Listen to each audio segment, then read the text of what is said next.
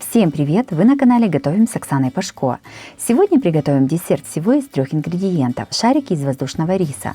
Красивые и необычные, которым так и тянется рука, чтобы попробовать.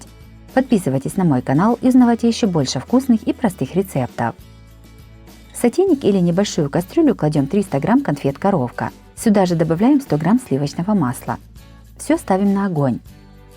Растапливаем все ингредиенты на маленьком огне. Чтобы конфетки быстрее растопились, разламываем их ложкой. Следим, чтобы смесь не пригорела ко дну.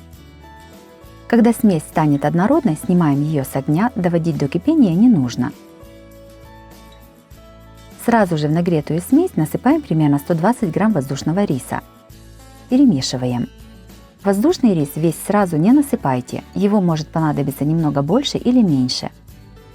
Смотрите по консистенции. В теплом состоянии масса должна получиться не жидкая, но в то же время и не сухая. Учтите, что при остывании она будет немного густеть. Готовую массу разделяем на 2 примерно одинаковые части и одну из частей перекладываем в отдельную миску. Во вторую часть насыпаем 1 столовую ложку какао. Все хорошо перемешиваем. Одной и второй массе даем немного остыть, так будет легче формировать шарики.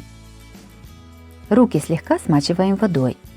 Берем примерно 1 столовую ложку с большой горкой приготовленной массы и формируем из нее шарик.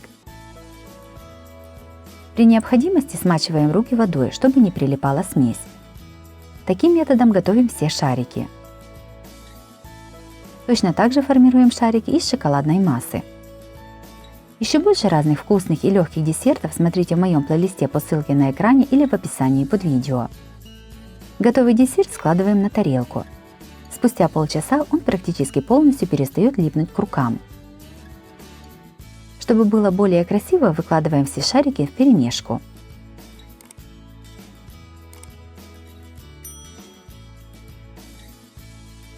Десерт из 3 ингредиентов из воздушного риса получился необычным, красивым и очень вкусным.